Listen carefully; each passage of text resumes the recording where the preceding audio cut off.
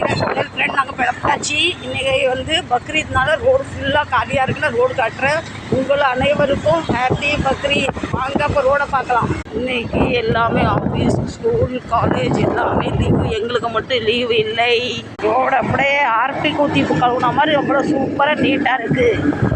என்னதான் ரோடு க்ளீனாக ஆர்பி கூட்டு கழுவுனாலுமே இந்த சிக்னல்னு வரும்போது நாங்கள் மாட்டிக்கிறோம். இங்கே எல்லாருமே சிக்னல் ரொம்ப ஃபாலோ பண்ணுவாங்க. கொஞ்சம் மழை பெய்யுது, செடிங்கெல்லாம் அவ்வளோ பச்சை பச்சேன்னு பாருங்க. அப்படியே கண்ணு அவ்வளோ குளிர்ச்சியாக இருக்குது.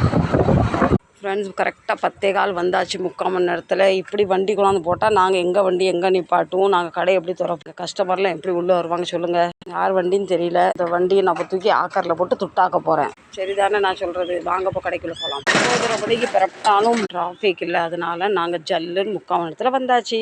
வண்டி ஆக்கரில் போடணும்னு சொன்னாலும் வண்டிக்காரருக்கு காது கேட்டு இப்போ வண்டி எடுக்க போகிறாரு.